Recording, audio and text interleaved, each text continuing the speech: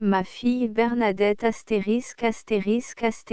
Francis Jam ma fille Bernadette 7e édition Paris Mergre de France XXVI RVE de Condé XXVI Mamekvi du même auteur Poésie de l'Angélus de l'aube à l'Angélus du soir 1888 à 1897 contenant les premiers vers, la naissance du poète, un jour et la mort du poète un volume. Le deuil des Primevères, 1898 à 1900, contenant les élégies, la jeune fille nue, des poésies diverses et les prières un volume. Le triomphe de la vie, 1900 à 1901, contenant Jean de Noarieux et Existences un volume. Clairière dans le ciel, 1902 à 1906, contenant En Dieu, Tristesse, le poète et sa femme, poésies diverses et l'église habillée de feuilles un volume. Les géorgiques chrétiennes un volume. Prose le roman du lièvre, contenant le roman du lièvre, Clara Delébeuze, Almaïde d'Étremont, des choses, contes, notes sur les oasis et sur Alger, le 15 août à Larin, de prose, notes sur Jean-Jacques Rousseau et Madame de Warren aux Charmettes et à Chambéry un volume. Le rosaire au soleil un volume il a été tiré de cet ouvrage, 12 exemplaires sur papier de Hollande numérotés de 1 à 12 justification du tirage, droit de traduction et de reproduction réservé pour tous pays. À Marie de Nazareth, Mère de Dieu en vous dédiant cette œuvre, je vous dédie aussi ma fille Bernadette dont la patronne, dans mon pays natal qui est la Bigorre montagneuse, vous a vu.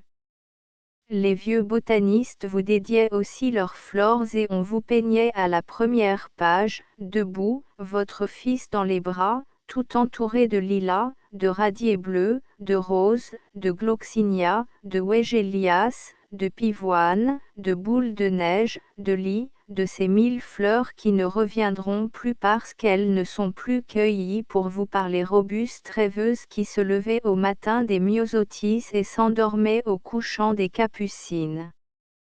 Vous êtes la mère de tous les hommes et de Dieu. Vous êtes née à Nazareth aussi simplement que ma Bernadette à Orthez. On a dit la vérité. On n'a pas inventé pour vous une origine extraordinaire. Je vous tiens dans mon cœur comme une certitude.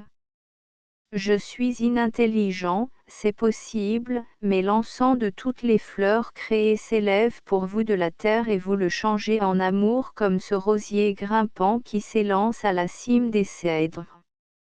Vous voyez que je ne sais plus bien ce que j'écris, mais ma pensée s'attache à vous ainsi que cette liane fleurie, et je vous dédie cette pauvre œuvre comme une servante son pot de réséda, et il tremble dans mes mains élevées. L'énigme au moment des premières douleurs de la mère, c'était un mardi dans l'étouffante matinée, de grands lits roses de la Guadeloupe semblaient accroître le silence du salon obscur. Autour de l'épaisse demeure feuillue où l'âme de mon enfant commençait de se faire jour, telle que la lumière bleue du ciel lutte avec la nuit et palpite, j'ai eu ce plaisir de voir errer des jeunes filles inconnues. Elles venaient voir la maison du poète, elles levaient le cou comme des cygnes, et les grands lits roses de la Guadeloupe se pâmaient. Et moi, les souliers encore boueux d'une course champêtre, j'épiais ces enfants curieuses qui essayaient, par-dessus le mur épais, d'apercevoir le mystère d'où naît ma poésie. Bonjour, churs gracieux qui êtes venus entourer cette demeure. Vous auriez voulu entrer par la petite porte verte. Aussi, je vous propose cette énigme, qui donc est sortie de la maison sans y être entrée auparavant. C'est Bernadette. L'acte de naissance l'an 1908 et le 19 août, dans l'anniversaire et presque à l'heure de la mort de Blaise Pascal, est née à Orthez ma fille Bernadette. L'un des témoins à la mairie a été mon premier voisin François le savetier qui a un oiseau. l'ange gardien comme un flocon de neige inattendu au milieu de l'été, elle est apparue sur le seuil tenue dans sa robe de baptême. Et les pauvres petits du quartier avaient jonché le sol de buis et de bailles de sureau. Et ils ont crié, « Vive Mademoiselle Bernadette !» Et dans mon cœur pris par tant de douce naïveté, vous seul, ô mon Dieu, avez su ce que je vous disais? Car vous êtes mon Dieu et Bernadette est ma fille. C'est vous qui l'avez envoyée du fond de votre ciel à 2 voyageurs ici-bas qui vous louent de ce qu'elle repose dans son humble nid sous un rayon de gloire. C'est un prodige adorable que votre main, qui soulève les flots, nous offre cette rose frêle. De tout temps vous aviez prévu son éclosion, car dans votre éternel dessein vous voyez se presser sur la fresque du firmament, parmi les ailes des anges gardiens, les faces innombrables des nouveau-nés. Parfois votre regard qui confond les abîmes se repose. Et je ne sais si ce n'est pas alors que vous le tournez vers ces petits et que, l'élevant au-dessus d'eux, vous contemplez votre propre fils dans sa crèche. Oh! Quel poète décrira ce paradis entr'ouvert sur ces légions d'enfants? Il en est parmi eux qui attendent leur tour de descendre sur la terre et il en est, hélas, qui en ont été rappelés trop tôt à notre gré. Cependant, vous qui pleurez, consolez-vous, car ceux-ci sont dans la béatitude et ils vous tendent les bras et gonflent leurs joues et l'un d'eux parfois gazouille en demandant pour vous une grâce à la Trinité formidable. À chaque enfant son nid. Et ce nid, il est tantôt de simple paille comme celui de notre Seigneur Jésus-Christ, et caché dans une étable. C'est ainsi que dans son humilité Dieu imite le passereau. Et tantôt ce nid est de roseau comme celui de la fauvette de rivière, et la fille du Pharaon qui va au bain sauver recueille Moïse. Il est encore des nids de bois précieux qu'abritent des villas de marbre, suspendus au-dessus de la mer comme des airs de grands oiseaux. Et le nid de Henri IV est une écaille de tortue dans un château qui communique avec le Gave, à la mode du martin pêcheur. Et la femme de l'Indien tresse un hamac d'aloès qu'elle suspend à l'ombre des roses de la Louisiane, et les colibris s'y trompent et s'en viennent butineux sur les lèvres de son fils. Les premières soies dont on tisse un nid d'enfant, ce sont les cheveux que s'arrache en rêvant la jeune fille qui les donne à son fiancé. Ainsi la tourterelle choisit les duvets les plus doux à son cœur. Le nid de Bernadette fut commencé de cette sorte, puis des fils de lin blanc tramés autour l'épaissiraient, comme un cocon entr'ouvert, il fut fixé entre les barres de l'humble berceau d'où s'élèvent les vapeurs du tulle. Le tout repose sur un vieux plancher, au-dessus d'une grange. Les hirondelles revenues de l'extrême-orient ont pondu et couvé en bas et leurs petits semblaient s'en être allés quand arrivait Bernadette. Mais le gazouillement continue et je ne sais trop parfois si c'est Bernadette qui hante le berceau des hirondelles ou si ce sont les hirondelles qui visitent le nid de Bernadette. Enfants, oiseaux, vous parlez une même langue. Qu'avez-vous vu? Demande la petite fille à ses amies ailées. Et celle-ci, nous avons vu l'empereur de Chine. Il coiffe un chapeau qui sonne comme ton hochet. Le toit de son palais est pareil à son chapeau, mais nous n'avons point pondu sous les corniches de peur que l'on ne prît nos nids pour les manger. Nous avons plané au-dessus des pagodes des diables et passé la mer pour venir jusqu'ici. Nous nous reposions sur le pont des navires où nous becquetions dans les doigts de jeunes passagères. Quand nous repartions, elles pleuraient, portant une main à leur cœur et l'autre au-dessus de leurs yeux pour nous suivre longtemps à travers leurs larmes. Ainsi parlent les hirondelles, mais Bernadette gazouille ainsi, je viens d'un empire céleste qui n'est pas le même que celui que vous chantez. J'ai été amenée sur la terre, pour l'amour de mes parents, par l'ange gardien dont j'entrevois, tout contre mon bonnet, la figure comme une belle pomme rouge. Voyez, il ne me quitte pas, il m'accompagne dans le jardin où mon aïeul me promène sous le beau temps des feuilles dans lesquelles on entend le vent bruire comme un ruisseau. Il a les mains jointes. Mais les ailes parfois battent en silence pour louer le Seigneur. Et alors je m'efforce à retenir dans mes doigts un peu de la brise dont elle me caresse. Et il est vrai que l'ange gardien de Bernadette déjà la protège, et qu'il la préservera des 1000 dangers que courent les petits. Si elle tombe, il étendra la main, telle qu'une palme pacifique, pour que le front ne bute pas contre le pavé. Et si elle frotte des allumettes, l'ange, avec le même arrosoir qu'elle aura fait brune sur les fleurs, détrempera le phosphore pour qu'elle ne s'incendie pas. Et si, dans le jardin, elle porte à la bouche quelque baie vénéneuse, l'ange fera s'envoler un papillon si bleu que Bernadette ravie jettera cette baie pour ne s'occuper plus que de l'insecte.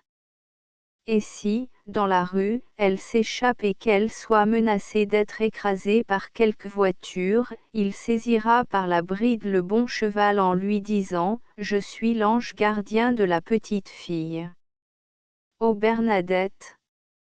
J'ai vu, dans un livre de la Bibliothèque Rose, une gravure qui représente un ange gardien qui donne la main à une petite fille, et jamais je n'oublierai cette gravure. Dans le difficile sentier du ciel, l'être divin conduit l'enfant semblable à quelque chaperon rouge. Des forêts aux arbres merveilleux s'étendent à côté, mais on les devine suspectes et c'est loin d'elles que le serviteur de Dieu entraîne sa frêle protégée. Ô mon enfant, semble-t-il lui dire, ne va point cueillir ces fruits des 1001 nuits et garde-toi de ces corolles pleines d'un encens empoisonné. Mais plutôt, suivons ce chemin rocailleux que ne bordent que les murs et les marjolaines. Tu écouteras, ô ma fille, les conseils de ton ange. Si calme que soit une existence, des soufflets qui donnent le vertige s'élèvent parfois de la forêt maudite et séduisante. Ne quitte pas alors le chemin que Dieu t'a tracé. Que les violettes de notre petite propriété suffisent à charmer ton cœur. Du haut d'une côte tu contempleras parfois la vie simple dont tu te seras contenté, cette maison où fut ton nid, les géraniums sur le mur du jardin, l'église, la place, la fontaine. Cette existence un peu obscure te sera chère parce que ton cœur l'illuminera du feu de Dieu, comme l'étoile de Bethléem éclaira les rois mages. Mais tu es encore loin de ce moment où l'on connaît le trouble et qui vous rend semblable à un ruisseau de mai sous de légers orages. Avant que je m'en aille, tu reviendras souvent vers nous, n'est-ce pas? Et ton ange gardien sera le frère de ce voyageur inconnu qui accompagne et ramène le jeune Toby à la maison. Ô ma Bernadette! Tu songeras à cette grande histoire, au chien qui aboie pour annoncer le retour, au père aveugle et guéri par le fiel du poisson. À la manière dont je me lèverai du coin du feu pour t'accueillir, tu devineras que l'ombre commence de peser sur mes yeux fatigués. Et tu prieras ton ange pour que la lumière me soit conservée. Alors il ouvrira quelque armoire et, sur les draps qui seront mon linceul, il prendra un livre et te le tendra. Et il se tiendra debout, t'enveloppant d'une aile, cependant que tu me liras les saintes écritures pour que j'y trouve l'ongle qui décèle les paupières. Et c'est toi qui m'aideras à entrer dans la tombe puisque c'est moi qui t'ai aidé à sortir du berceau. Vue sur les choses, ô Bernadette. Tes yeux s'ouvrent. Oh! Qu'est-ce ceci? La vie. Oh! Que c'est étonnant. Tu regardes là, mais quoi? Et? Qu'importe? Tu vois, il y a des choses. Tu n'as pas besoin de savoir, mais fixant un coin de la tapisserie, obstinément, tu découvres le monde. Il est extraordinaire.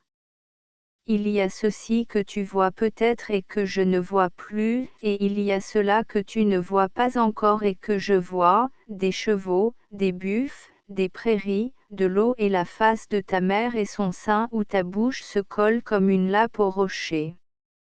Parfois tu souris tant c'est joyeux, mais soudain ta lèvre devient arquée et amère comme celle du Dante, ton œil se fait hagard à contempler ce gouffre de Pascal qui s'étend au-delà de ton bonnet. Et ton bras replié en équerre sur la poitrine, tel celui de Bonaparte, mesure ton domaine.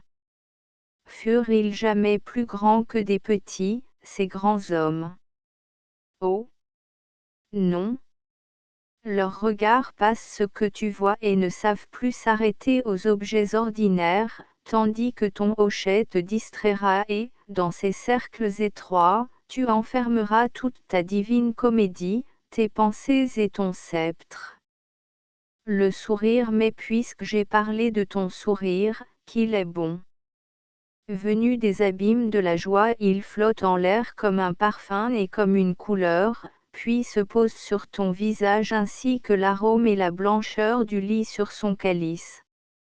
Il s'épanouit, rayonne sur ta face. Et ta bouche n'est plus qu'un fruit rose pâle qui s'allonge vers les pommettes qui s'arrondissent, tes yeux sont deux gouttes d'eau de mer joyeuse. Et le plus divin, c'est le silence de ce sourire qui reflète l'air des anges et l'innocente ignorance et l'onde paisible du ciel sur laquelle nage un petit oiseau. Quel fut le premier sourire du monde? Ce fut la belle ligne que formèrent les choses en se donnant la mer donna la main à la plaine à la colline à la montagne et la montagne au ciel. Ton œil luisant, ô ma fille, donne la main à ta petite bouche plate qui la donne aux boules de tes joues qui la donne à ton nez en l'air. Tu es comme le sourire du monde. Veux-tu que nous jouions au monde? Tu n'as qu'à sourire. C'est fait. C'est moi qui suis pris. Je clume. Tu sauras plus tard que jadis le monde ne cessait pas de sourire et que sa face ne commença de s'attrister que lorsque la première fleur se fana au paradis terrestre. Tu n'as vu encore, ô Bernadette, aucune fleur se flétrir, et j'épie dans ton sourire la béatitude de nos premiers parents quand ils causaient avec Dieu devant les chevaux qui paissaient. Les larmes, mais les larmes de Bernadette. Sur la face sans nuage un pli se creuse comme sur une eau tranquille, soudain, le front se fronce, le nez se fronce, les joues se froncent, la bouche s'ouvre comme si elle ne devait plus jamais se refermer, les mains se crispent, effilochent l'air, un long cri succède à de petits sanglots entrecoupés. Oh! Qu'elle est malheureuse! On lui dit, tais-toi, Bernadette. Tais-toi, Bernadettou. C'est le sein qu'elle veut, la clameur se fait impérative et rageuse. Et l'on voit luire au coin de l'œil la première larme. Ô mon enfant! De même que j'ai médité sur le premier sourire du monde, je méditerai sur sa première larme. On t'apprendra plus tard que la terre, ayant offensé son Créateur, ne fut plus quelque temps qu'une larme roulant dans la paupière du ciel. Mais quelles furent les premières larmes versées sur cette terre? Je crains, hélas, que dans la dureté de leur cœur Adam et Ève n'aient trop longtemps refoulé les leurs. Mais peut-être que le chien, tu sauras plus tard comme le chien est bon, fidèle et obéissant, dès qu'il se fut aperçu de la peine que ses maîtres avaient causée à Dieu, pleura dans la niche. Ô Bernadette!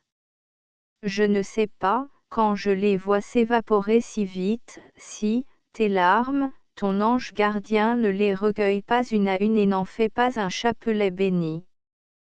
La mère de Dieu refuserait elle rien en échange de ces perles vivantes de mon enfant.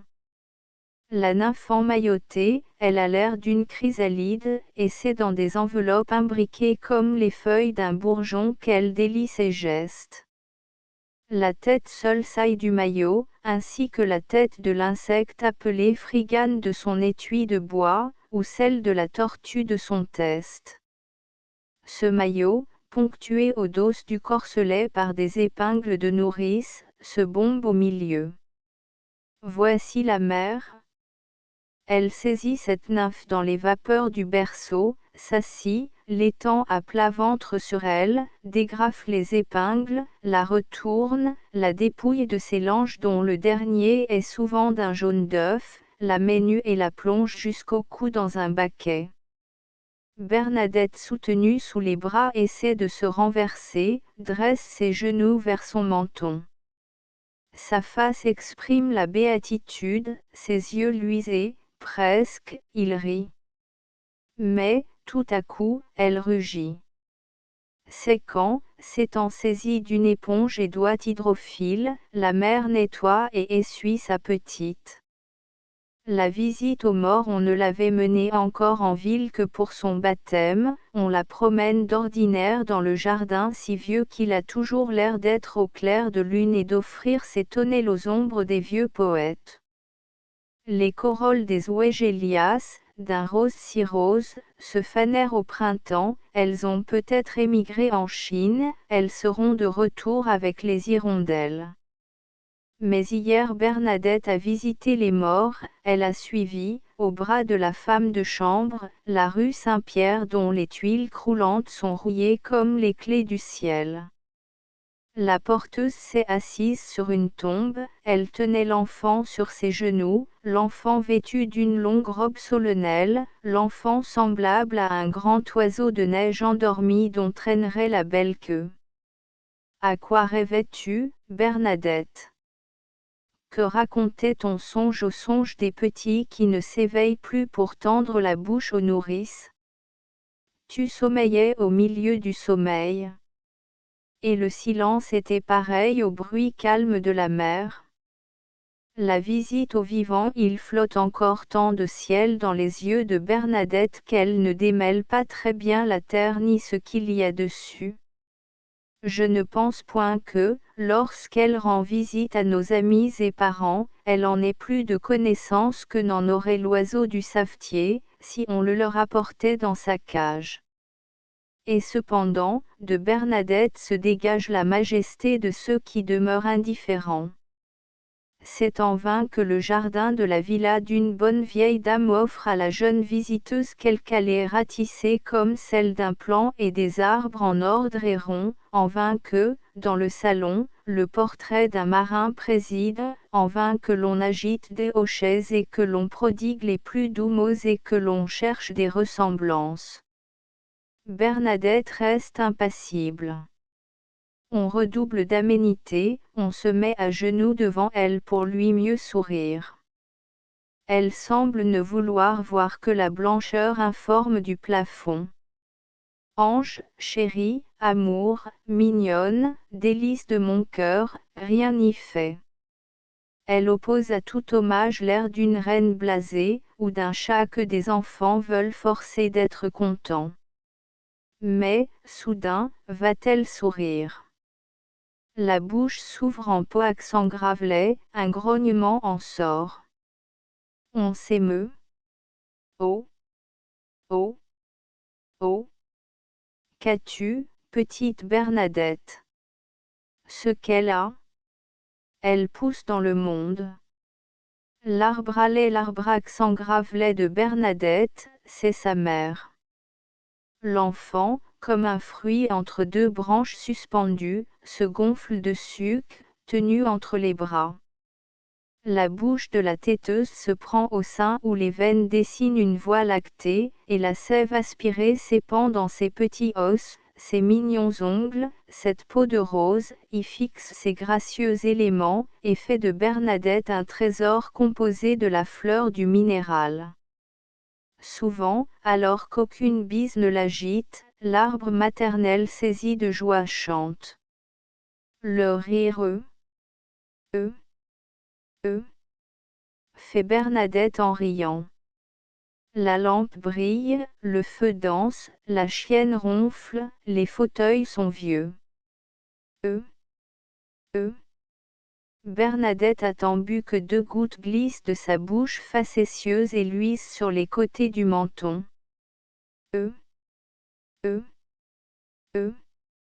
Les sourires de Bernadette ont passé à travers le ciel de son regard et répercutent l'écho de la lumière des anges.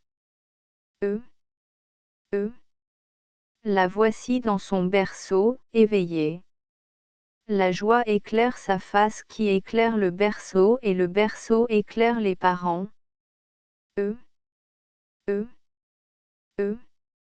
L'automne s'élève de nouveau et ruisselle sur le feu des arbres d'ornement.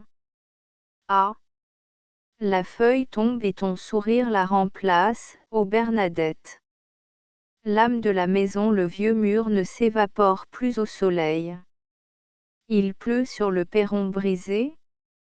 Le marteau de la porte épaisse est petit. Si vous êtes dans la nuit, frappez. La porte ouverte, vous verrez l'âme de la maison sur le canapé que caresse la lueur du feu, Bernadette.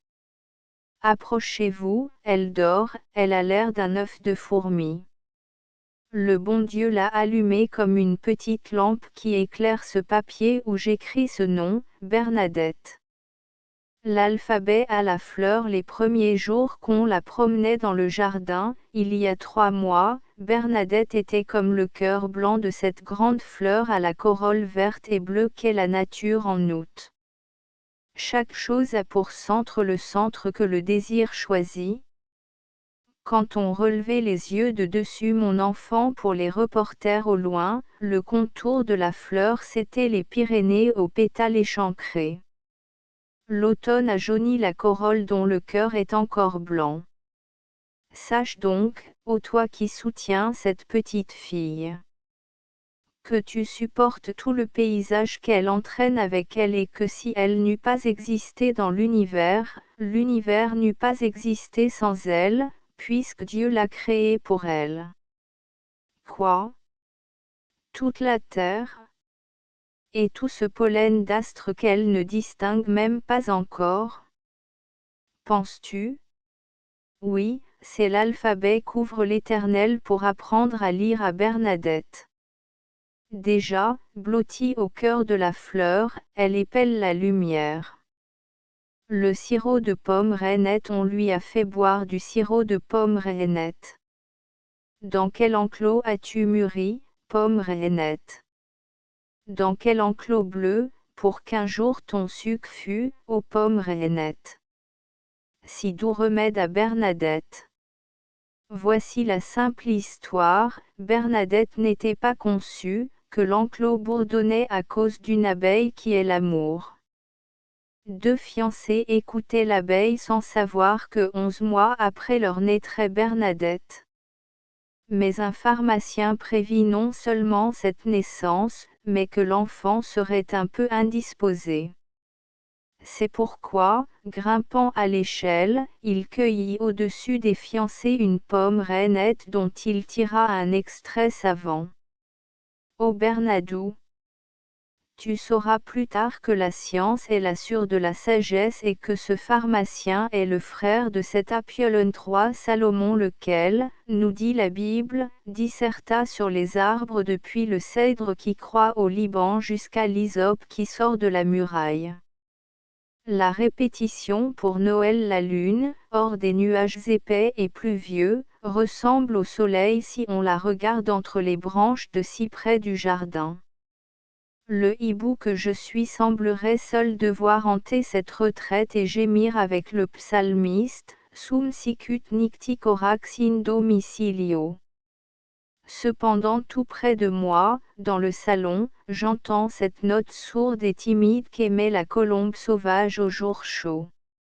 C'est Bernadette qui roucoule. Ô Bernadette! de qui tiens-tu cette voix sinon de Dieu lui-même, de cette autre colombe qui chante aussi en décembre, mais sur la crèche du petit Jésus. Ah! Tu t'essaies, tu veux, ô mon enfant. Ô toi qui ne parles pas encore, chantez pour ton premier Noël. L'enfant Jésus, cet enfant Jésus est ton frère, mais toi tu es dans ton berceau et il dormait sur la paille. Et ceux qui avaient une grande inquiétude devenaient joyeux en le regardant, les mages et les bergers. Écoute, ô ma Bernadette. La petite cloche d'un agneau qui le baise au front, lui ton Dieu. Lui, ton Dieu et ton frère. Oh! Que me penchant sur toi, ô mon enfant. Je retrouve dans tes traits ceux du nouveau-né qui s'abaissa jusqu'à ta petitesse. Déjà tu lui ressembles. Il tète et pleure aujourd'hui, mais bientôt il veut qu'ère à d'humble besogne comme toi qui ira chercher le pain sur le buffet et le fil pour coudre.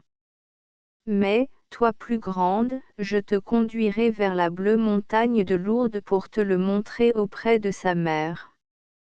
Je te hausserai dans mes bras pour que tu voies ce roi qui est ton frère, te dis-je. Et pour que tu lui cries en élevant les mains qu'il t'a données, vous êtes mon Seigneur et mon Dieu. Le sommeil dans la tempête cette nuit, la tempête a pleuré sans discontinuer, les rafales se succédaient comme se suivent les lames de la mer. On entendait les bouffées de vent pluvieux s'écraser au volet, des coups sourds, une souris. Sans souci de ce désarroi de la nature, Bernadette, dans son berceau voilé, a sommeillé jusqu'au matin au calme de notre chambre. Ô divin mystère qui rapproche une créature du Créateur. Cependant Jésus, couché à la poupe, la tête sur un coussin, s'était endormi. Ô ma Bernadou, petite disciple, tu sais que tu es dans la main du Tout-Puissant et que, malgré cette furie de l'air et de l'eau, il ne peut t'arriver rien que le ciel ne veuille. C'est pourquoi tu ne doutes pas que ton pauvre nid qu'un coup de vent suffirait à balayer ne continue à t'être un sûr abri. Toi seule, ô innocente. Si la crue venait lécher le seuil de la maison, ne t'inquiéterais pas. Car, mieux que nous ne le voyons de nos yeux grands ouverts, tu vois, ô mon enfant. À travers tes paupières closes, à l'avant de ton berceau, Dieu dormir. Angoisse de mère qu'a-t-elle? Qu'a-t-elle? Qu'a-t-elle? Mais qu'a-t-elle? Mais qu'a-t-elle? Et voici que, penchée sur Bernadette qui pleure, pleure sa mère. Il suffit que le motif des sanglots de notre enfant nous soit caché pour que l'ombre noie nos cœurs. Je crois néanmoins que la cause est peu grave de ces larmes quelques dents qui percent. Mais la mère est émue au plus haut point, et toute la passion et toute l'angoisse qui font se coucher une brebis devant son agnelle qu'on veut lui ravir sont renfermées dans ces mots, je ne veux pas descendre pour dîner. Je veux manger ma soupe auprès de ma petite. Ô tristesse de la vie matérielle, quand l'âme est dans l'angoisse. Soyez loué, mon Dieu, de ce que les pleurs cessent de part et d'autre. Ainsi la rivière se ride sous l'ondée et se déride au beau temps comme le visage de la mer en face d'une larme ou d'un sourire. Chose qui parle le cliquetis des aiguilles à tricoter, le froissement de la page que l'on tourne, le tic-tac de la pendule, le grincement de ma plume composait et compose mes soirs de fin d'automne. Mais, à la venue de Bernadette, les objets familiers ont prononcé de nouvelles paroles, les aiguilles discutent la mesure des petits chaussons, et la page du livre chuchote à la mère que l'heure de l'allaitement s'avance sur le cadran qui rabâche. Cette plume qui versa tant de larmes s'arrête un instant comme une noire voyageuse après un long parcours. Elle se souvient d'une halte plus douloureuse, quand le destin semblait aveugler la route incertaine. Ô ma plume qui erreuse dans le deuil. Tu recommences à chanter sur cette feuille, tu loues Dieu de t'avoir donné pour guide cet enfant qui ne sait pas marcher. Le févier est un grand arbre originaire de la Chine et dont les enfants sucent les gousses marron pleines de baume. À travers la vitre pluvieuse, Bernadette regarde le févier. Elle interroge en silence ce témoin quelconque de la vie, apprend à le connaître, et nul doute que déjà il ne soit pour elle un grand personnage qu'elle ne définit pas, mais qui l'intéresse. Que lui répond l'arbre sinon, je suis là. Et quelle affirmation pourrait satisfaire davantage Bernadette? Elle ne sait pas qu'en août il étendait sur elle, qui dormait, de grands éventails de feuilles harmonieuses.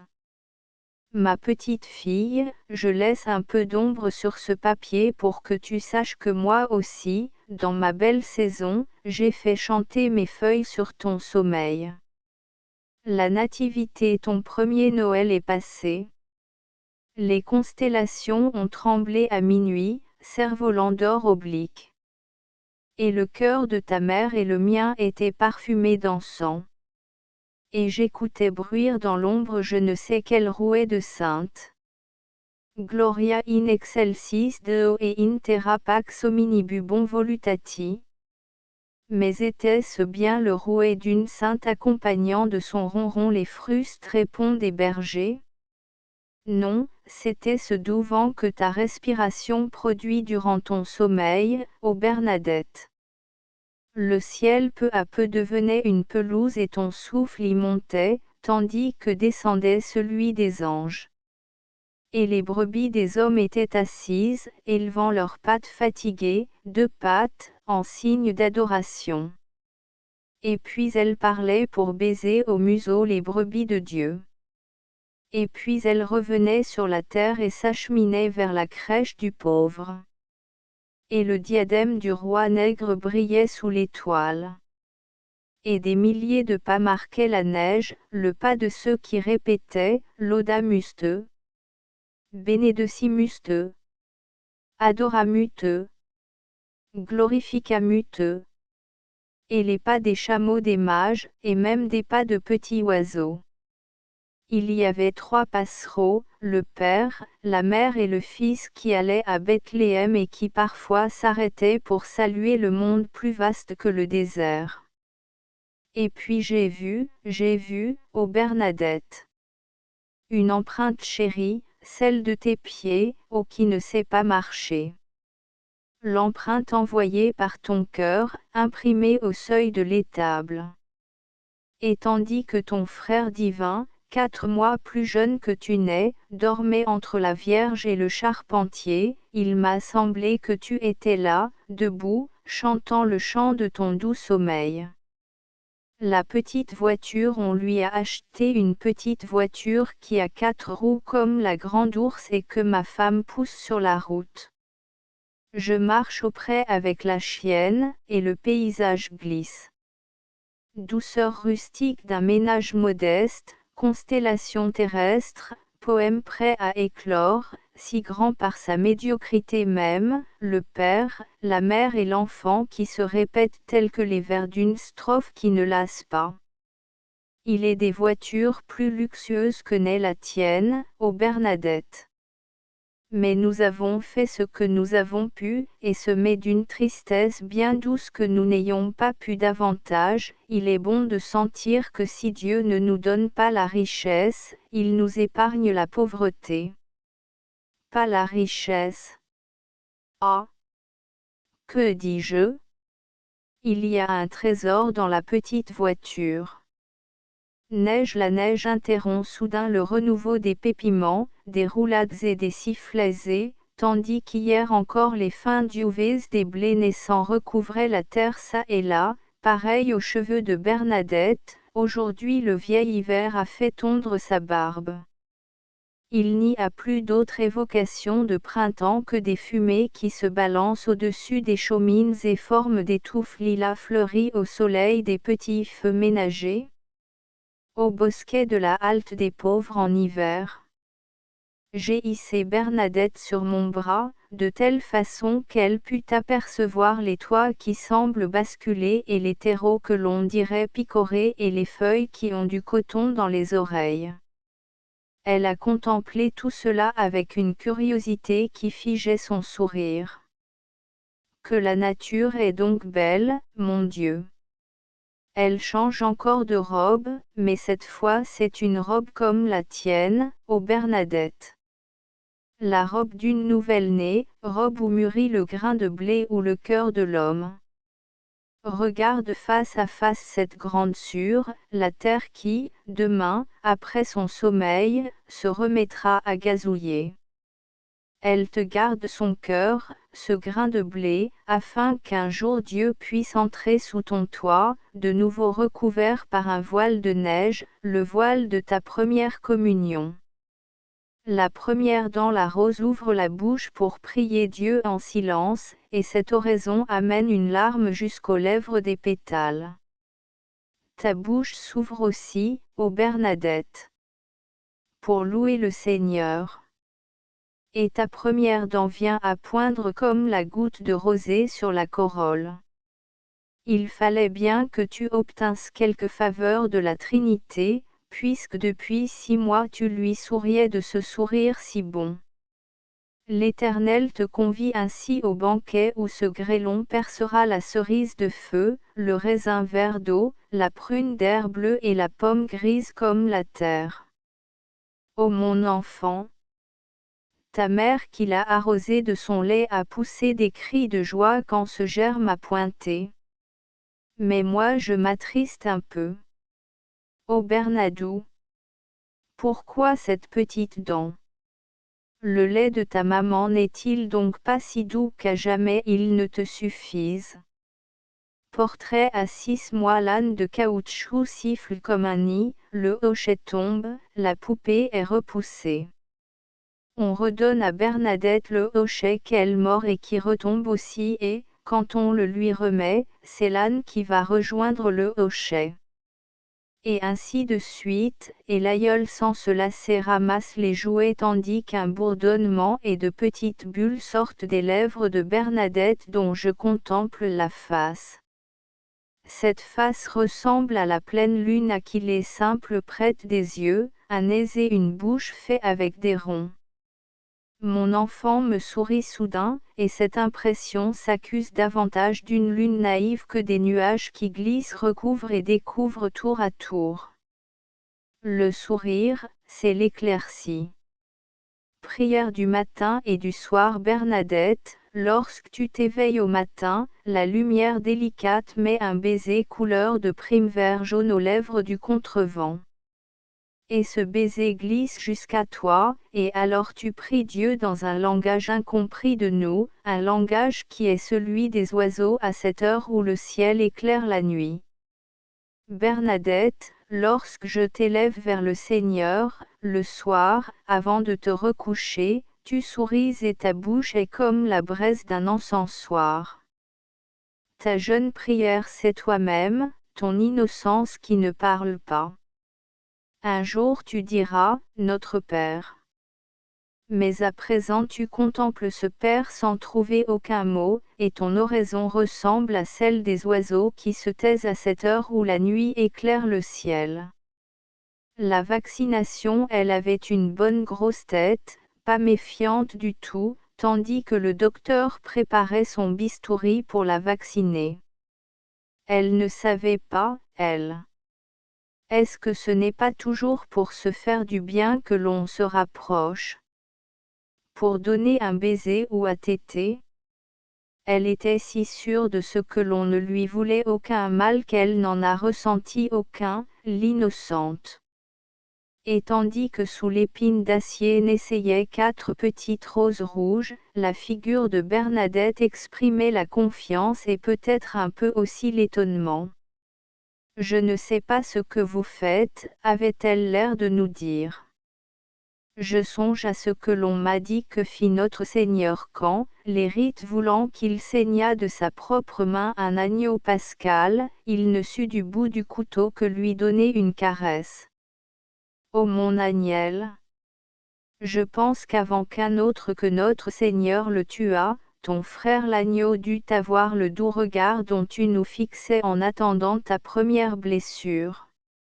L'entourage je veux fixer ici pour toi nos 3 portraits, le mien tel que je suis à 40 ans dans l'ombre que modèle une humble lampe au mois de mars de l'an 1909, sous des sourcils indociles mon masque un peu lourd se creuse autour d'yeux qui semblent comme ceux des chats avoir pris leur lueur de cul de bouteille aux vieilles petites vitres bosselées de la province.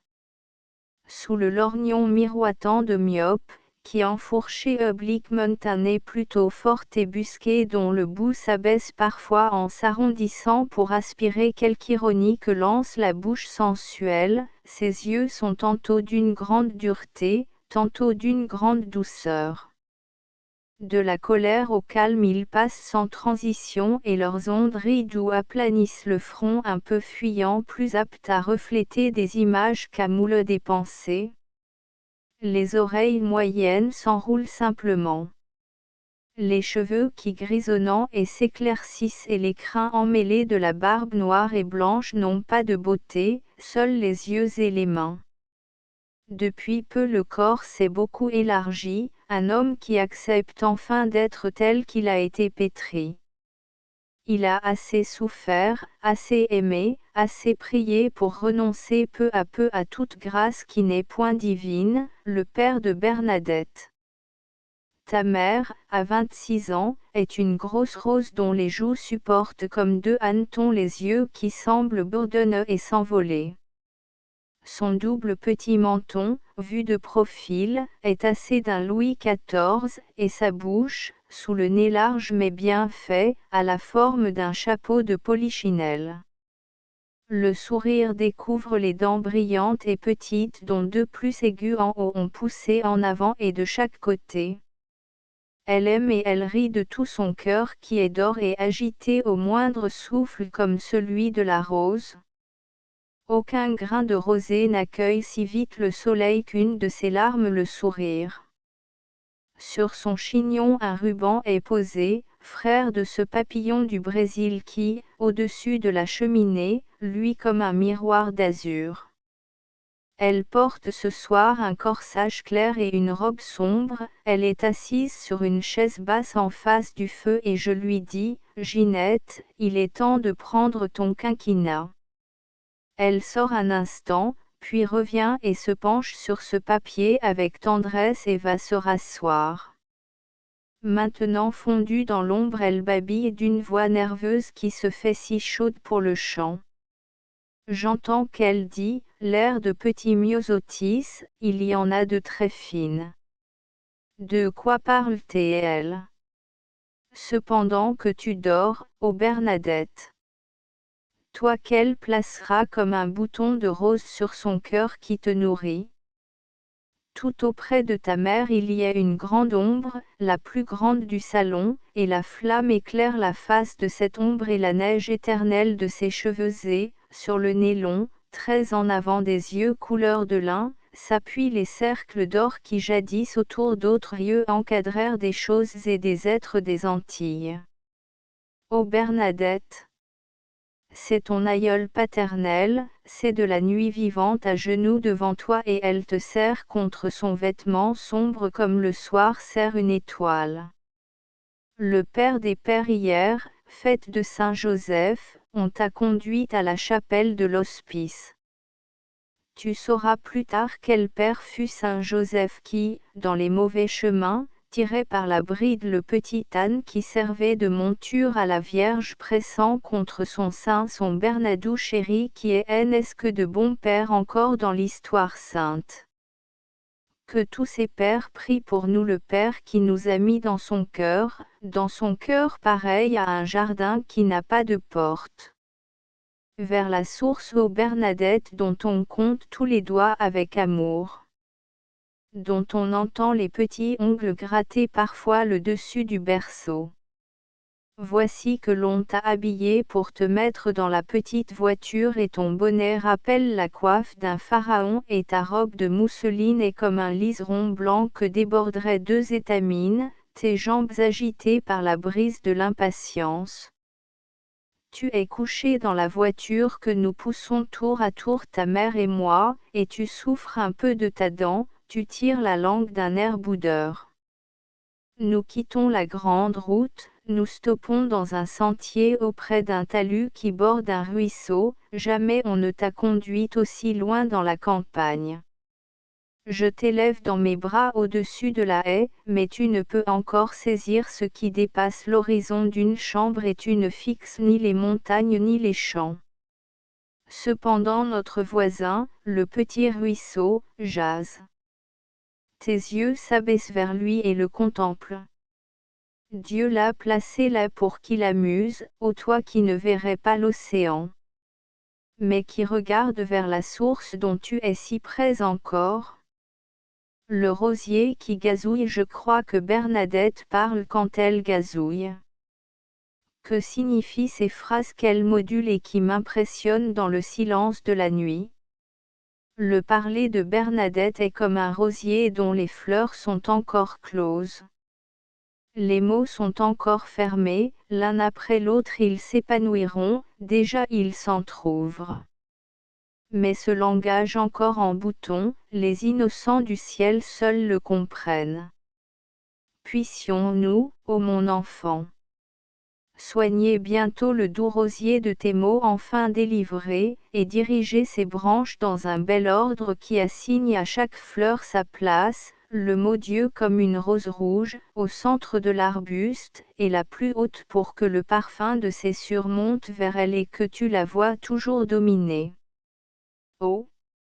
Si saintes que soient les autres roses, même la blanche Marie, aucune ne doit être sentie avec autant d'amour que cette rose paternelle.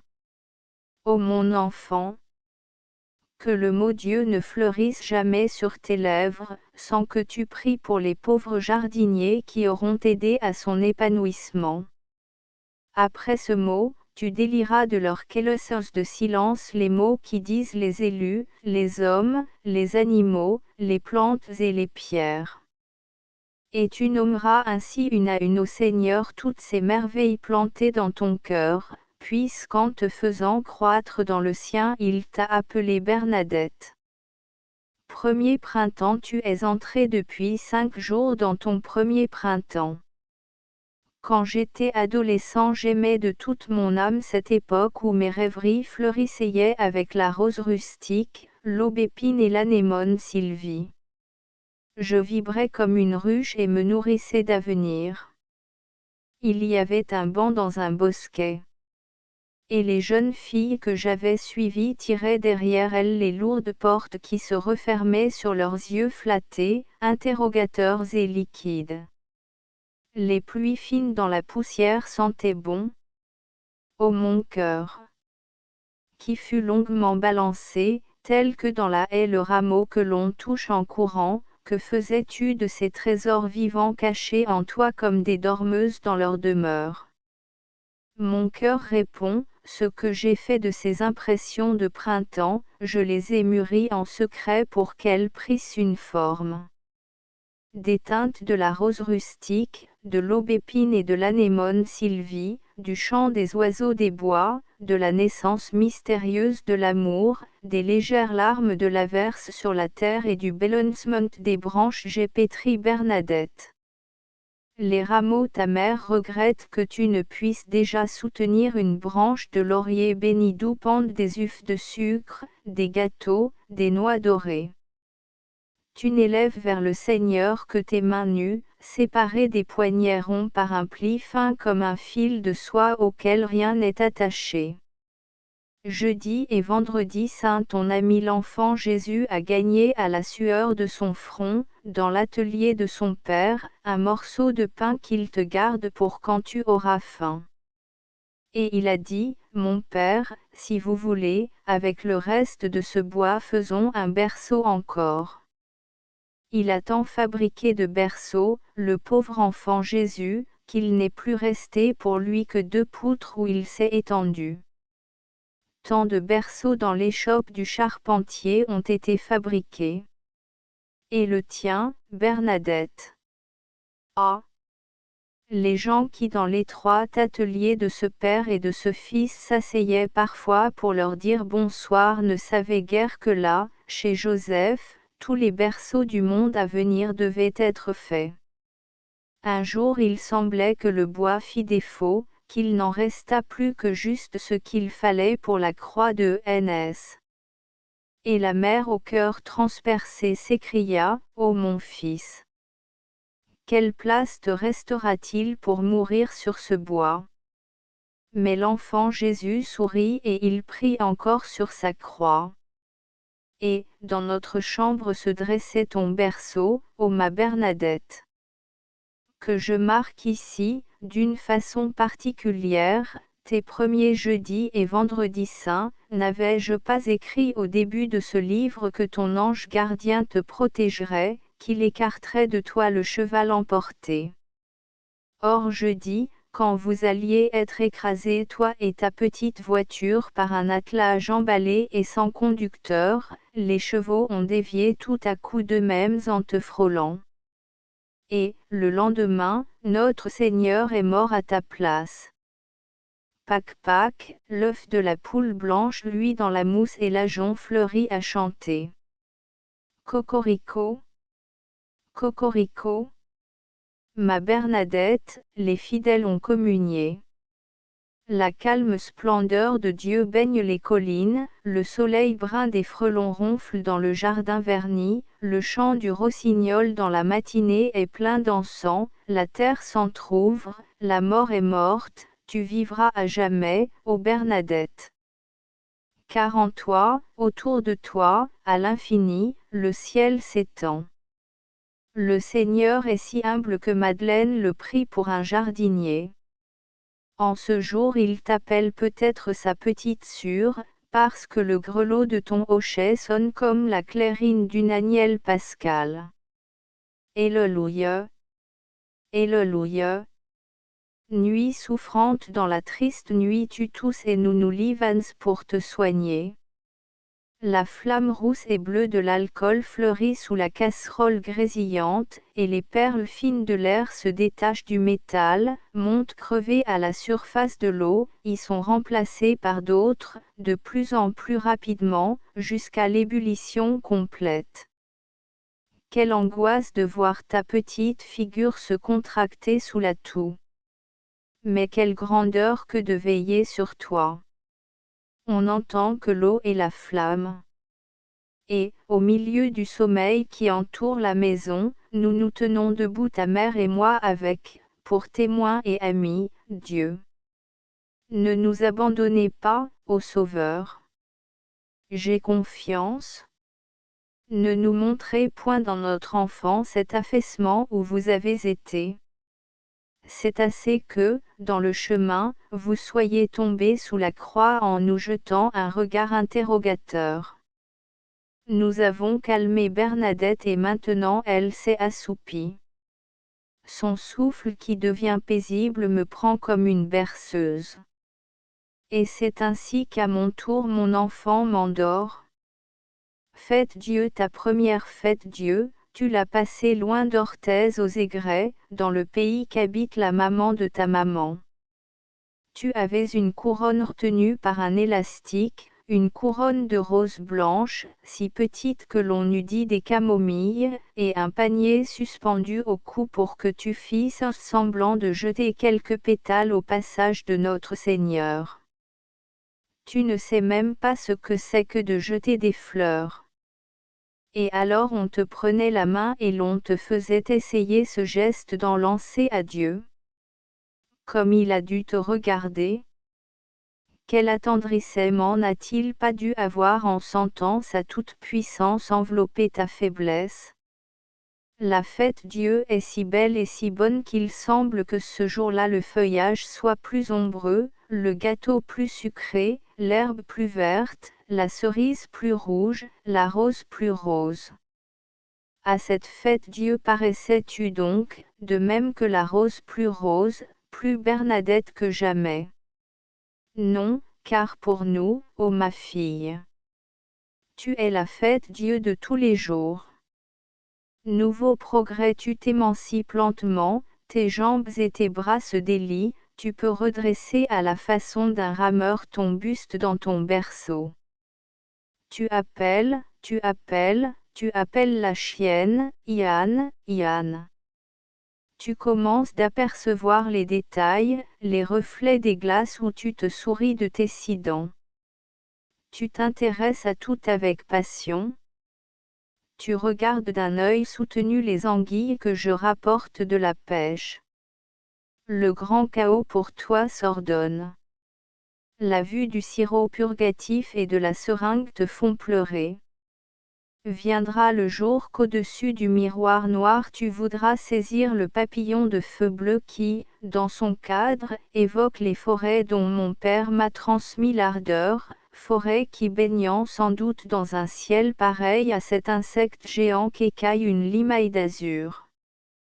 Papillon, miroir, seringue, sirop, anguille, chienne, berceau, papa, maman, voilà les premiers exemples de ta grammaire vivante, le vocabulaire que tu traduis dans une langue diffuse qui embrouille les syllabes, compose un mot avec les assonances d'autres mots, se résout parfois dans un appel semblable à celui d'une perruche.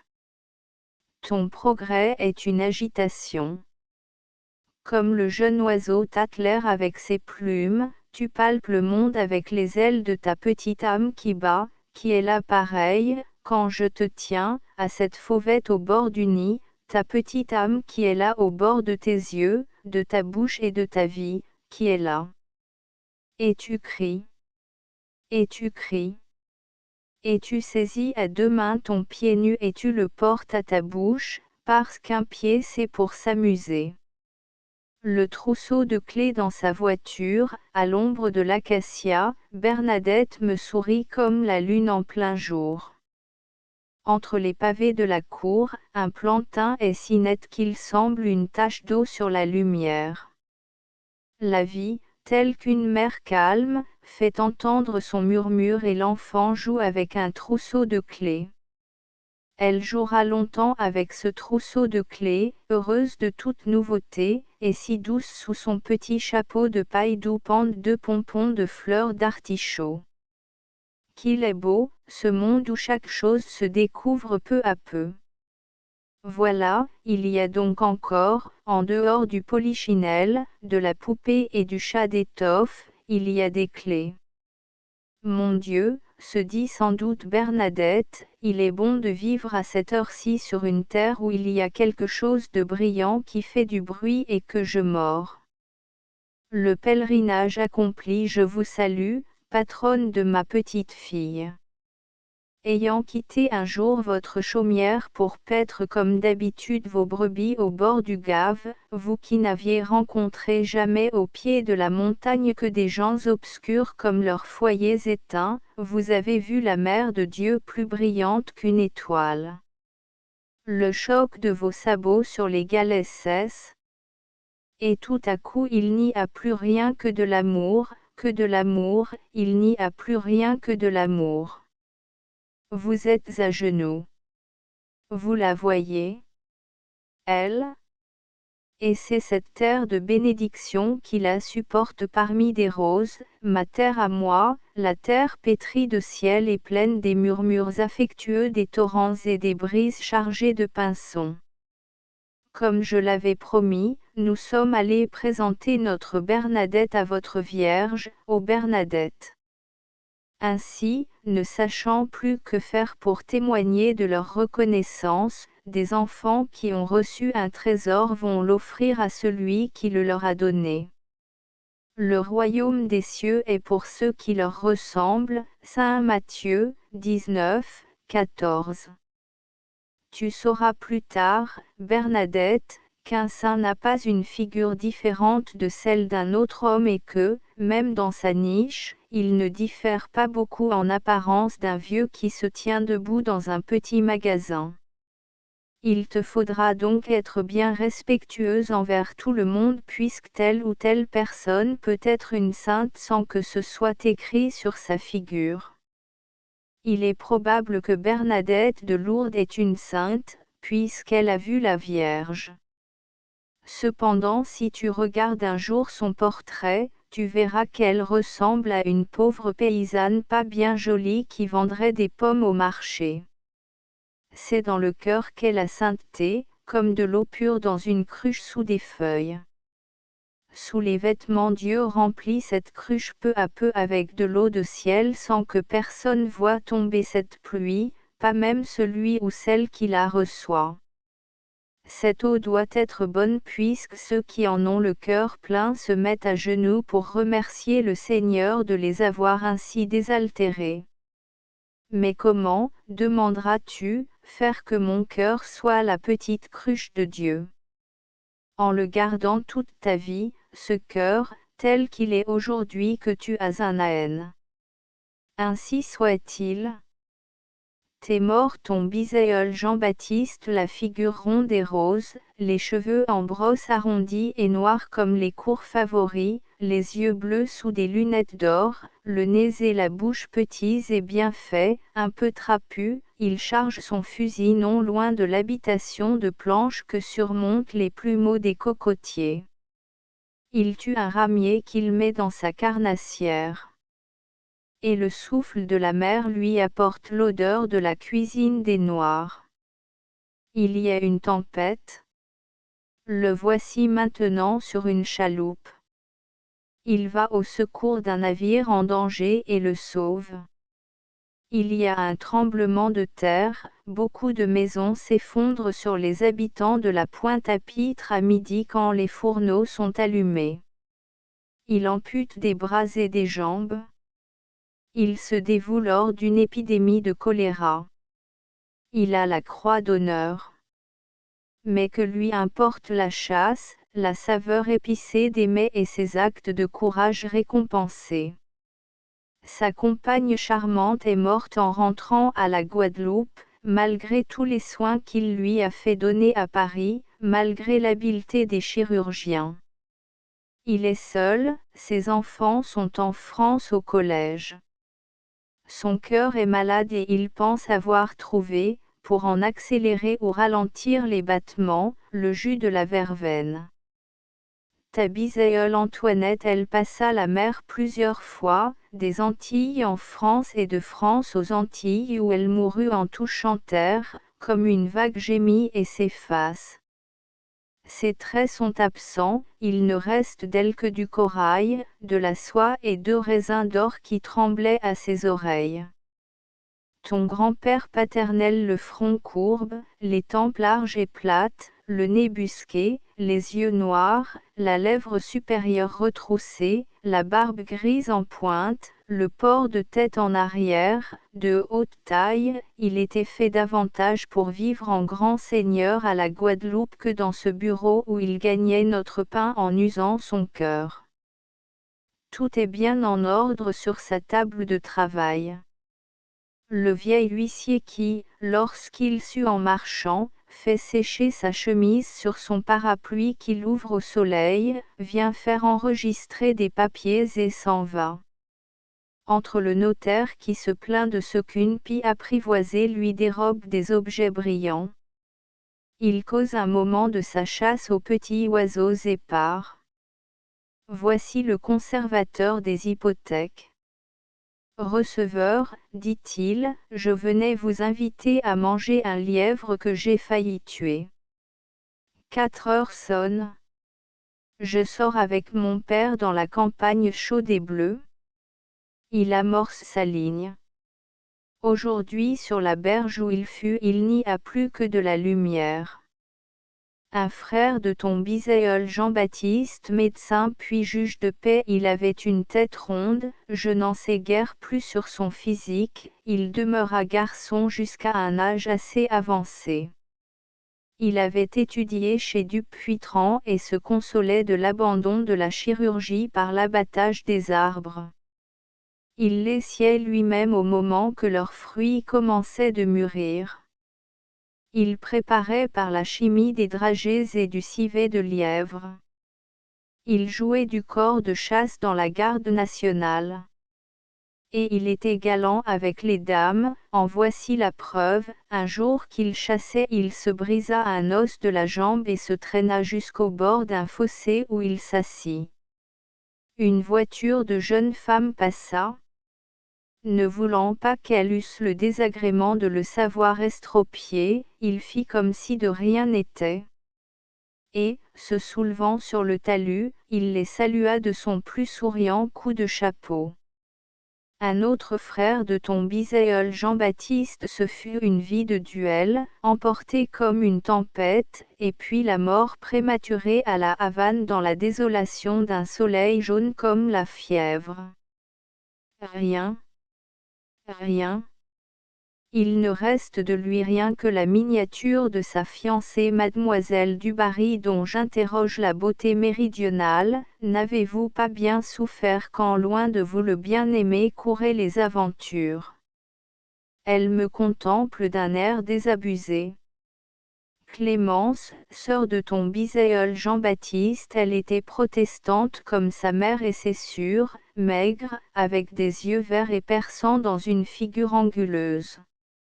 Mais sa sévérité se faisait douce pour moi. Le Seigneur était sa vie. Il semblait quand elle marchait sur le parquet ciré de la maison natale que la harpe du roi David accompagna ses pas sur les eaux. On la disait colère, mais un peu je pense de la colère des prophètes en face de ceux qui n'observent pas assez rigoureusement la loi.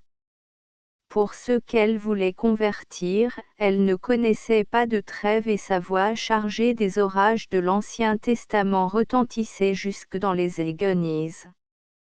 Je recopie dans sa Bible ce verset qu'elle a transcrit d'un psaume, certainement c'est dans l'apparence que l'homme se promène. Certainement c'est en vain qu'il s'agite. Il amasse des biens, et il ne sait qui doit les cueillir. Elle ne mentait jamais, pas même en plaisantant. Il y avait en face d'elle sur la table à manger un huilier dont les cornues croisaient leur col en forme d'X. Une autre sœur de ton bisaïeul Jean-Baptiste si Clémence optait pour la vie contemplative, Sélanir avait choisi la vie active. Je revois Sélanir aux yeux bleus, au menton et au nez crochu, osseuse et voûtée sur le fond de suie de l'âtre où elle fixe à une pince de fer une chandelle de résine, elle rompt du fagot sur son genou, évente les braises avec un écran, gonfle ses joues pour attiser le feu davantage, frotte le grill, avance et recule le pot où cuisent des haricots, suspend le chaudron à la crémaillère, bat l'omelette, s'impatiente, chasse les chats, balaie, cire, lave, tire du vin de la barrique et, à la mode. Béarnaise, lèche sur le dos de sa main un peu d'aigre pâte de millet. C'est la saison où il faut surveiller les vendanges.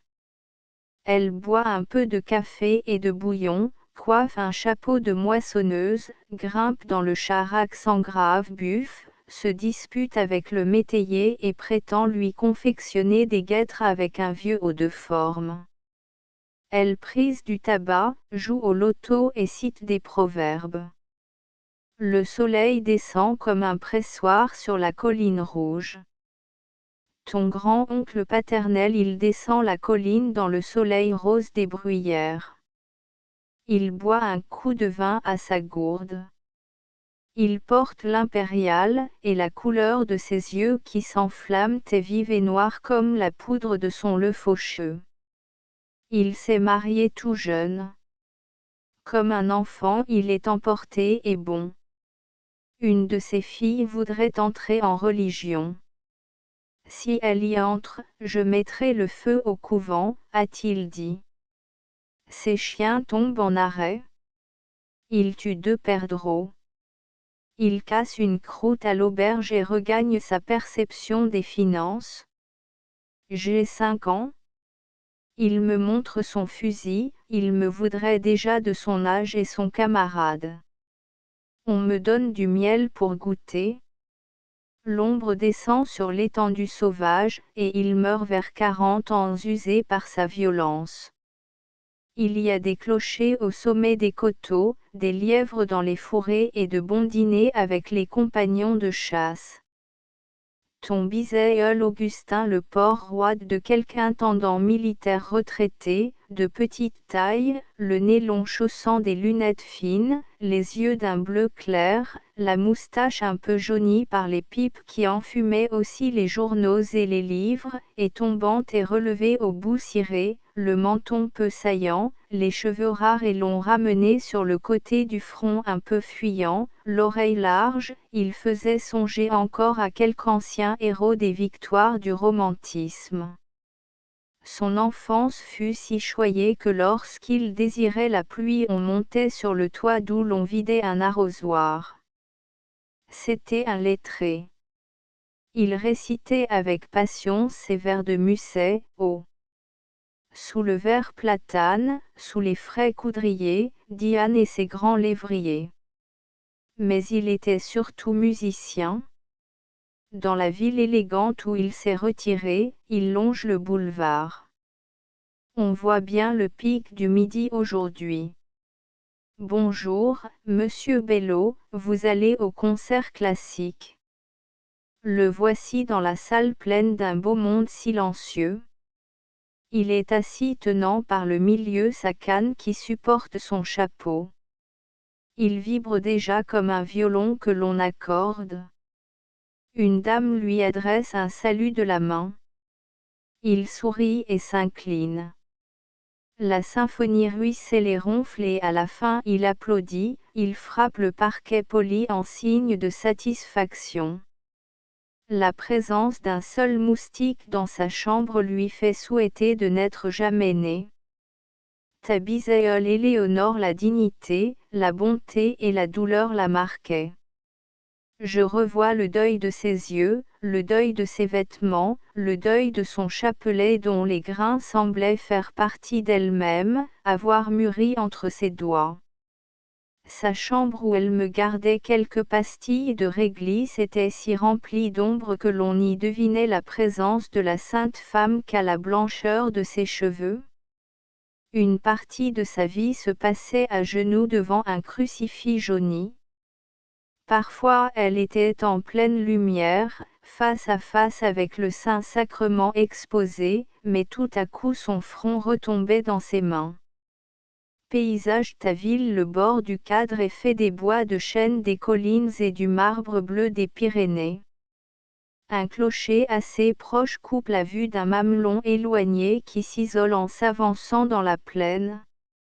Tout ce qui, comme ce mamelon, est en relief en dehors de l'horizon, semble couché sur les damiers de blé, de maïs, de vignes et d'herbes, les carènes des anciennes redoutes, les avenues et les places, le vieux pont pareil au pont du jeu de loi et la tour du château qui, dans un nuage d'arbres, ressemble à une leçon de dessin.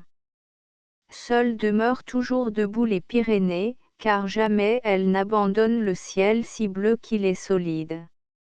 En amont, le Gave est une nappe qui forme des îlots ombreux, et, sur les cailloux, des vaguettes qui battent de l'aile ensemble comme un vol de pigeons fondus dans la lumière.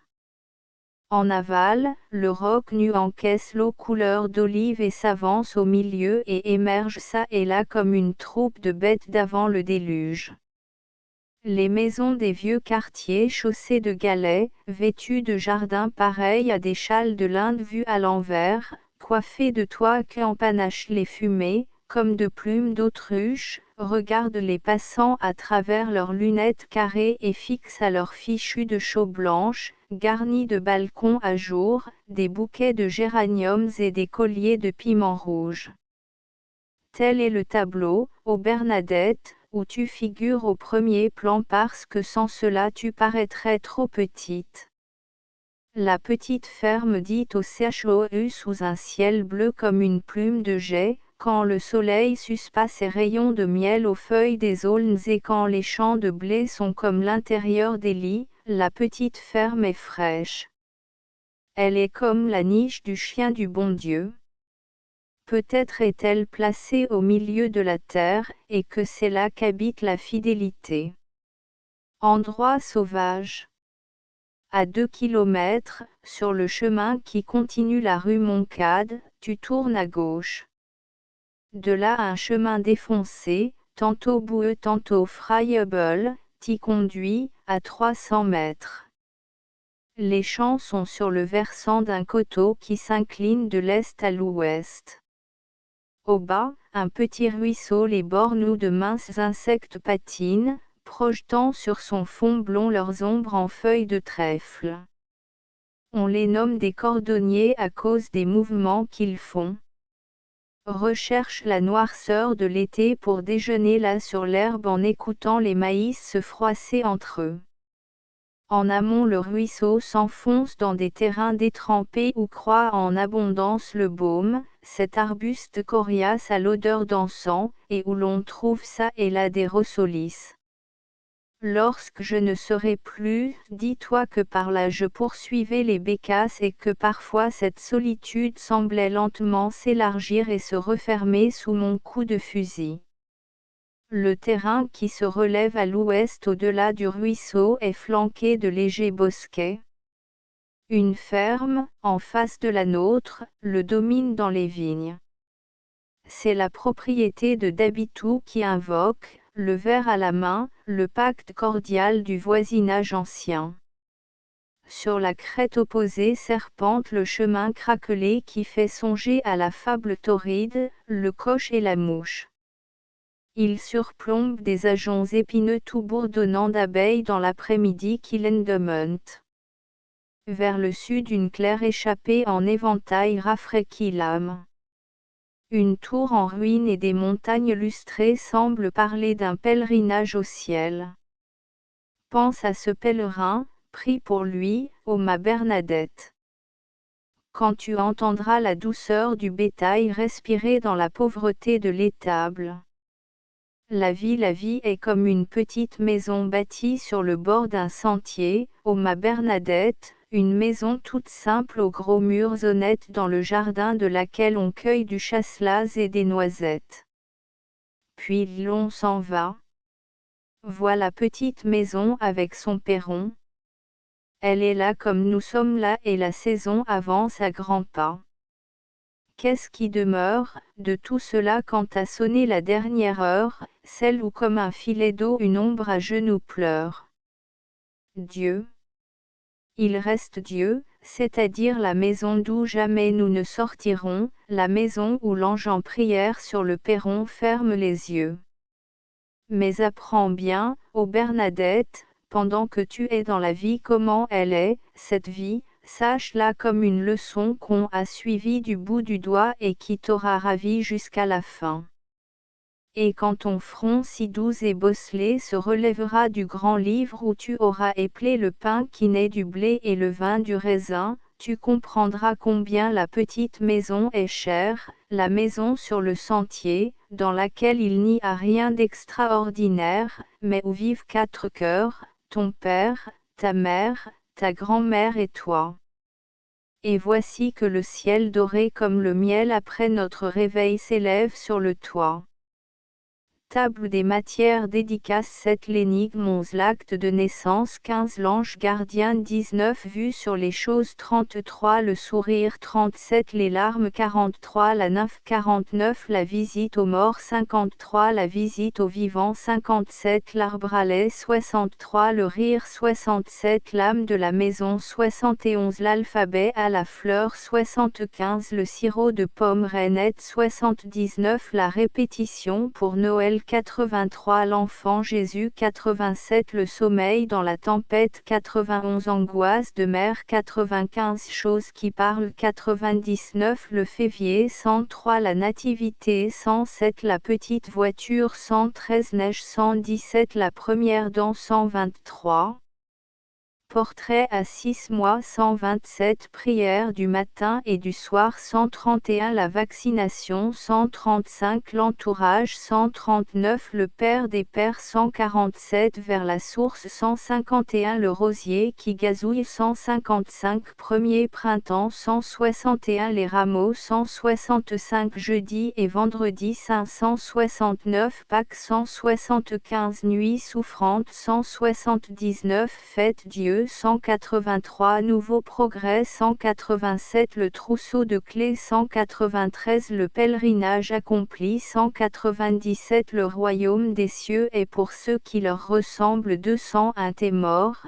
ton bisaïeul Jean-Baptiste 209 Ta bisaïeule Antoinette 213 Ton grand-père paternel 217 Un frère de ton bisaïeul Jean-Baptiste 221 Un autre frère de ton bisaïeul Jean-Baptiste 225 Clémence, sœur de ton bisaïeul Jean-Baptiste 229 Une autre sœur de ton bisaïeul Jean-Baptiste 233 Ton grand-oncle paternel 237 Ton bisaïeul Augustin 241 Ta bisaïeule Éléonore 247 Paysage ta ville 253 La petite ferme dite au CHOU 259 La vie 265 Poitiers Imprimerie Gérois 7 rue Victor Hugo 7 End of the project Gutenberg ebook Ma fille Bernadette updated editions will replace the previous one The all editions will be renamed.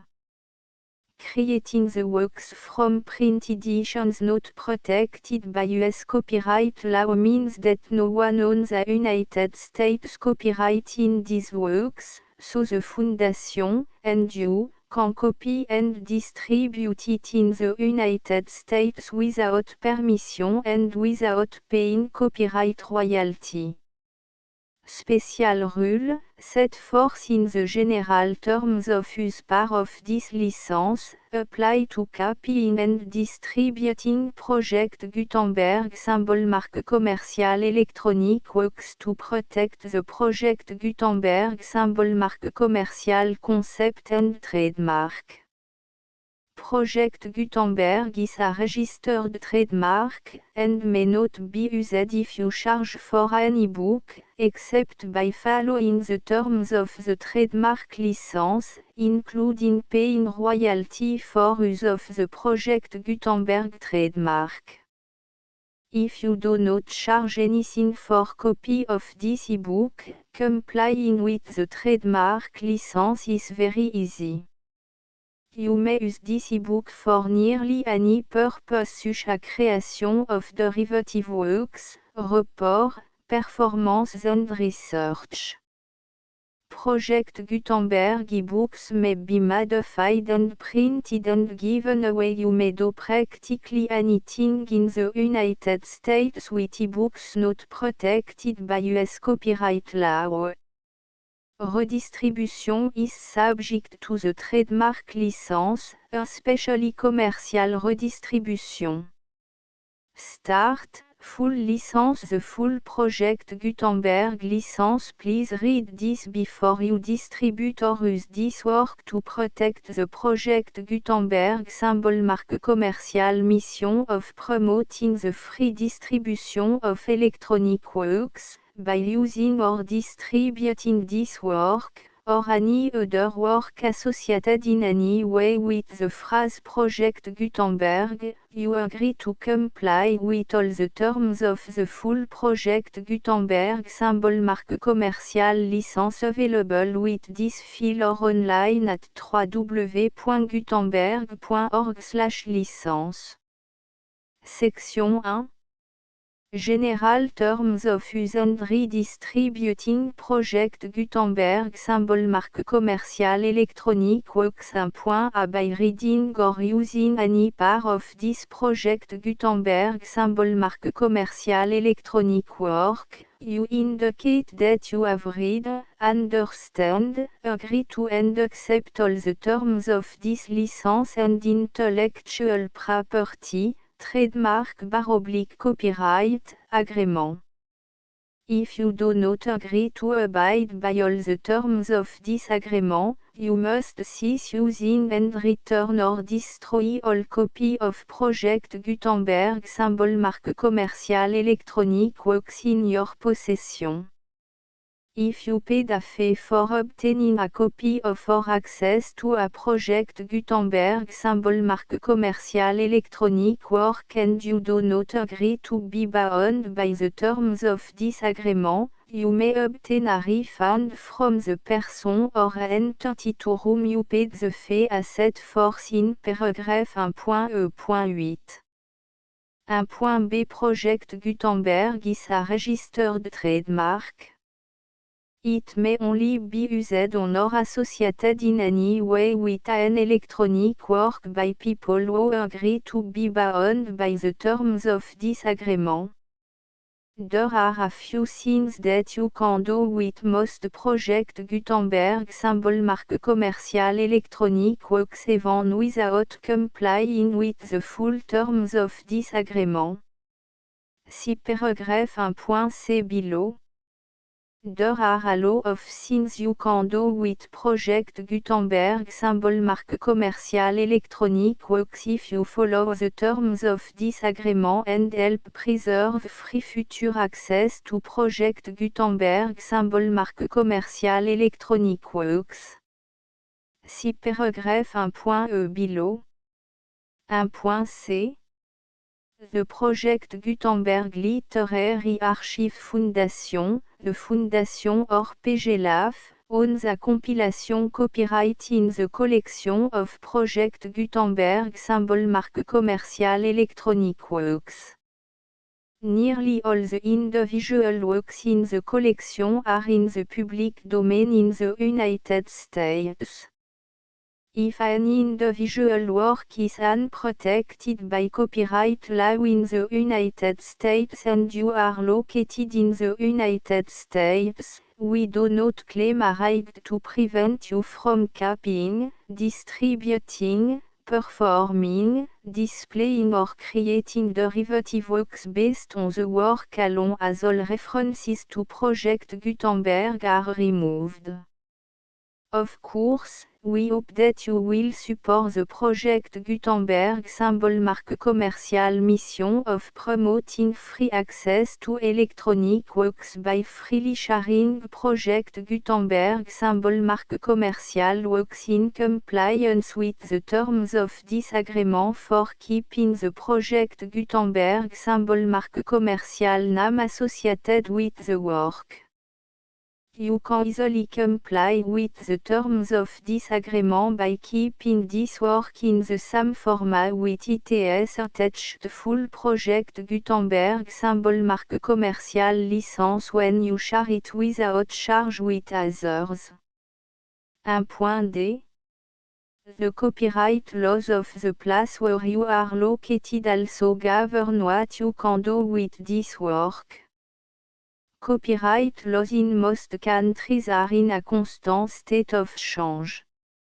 If you are outside the United States, check the laws of your country in addition to the terms of this agreement before downloading, copying, displaying, performing, distributing or creating derivative works based on this work or any other Project Gutenberg symbol marque commercial work. The Foundation makes no representations concerning the copyright status of any work in any country other than the United States. 1.e Unless you have removed all references to Project Gutenberg, 1.e.1.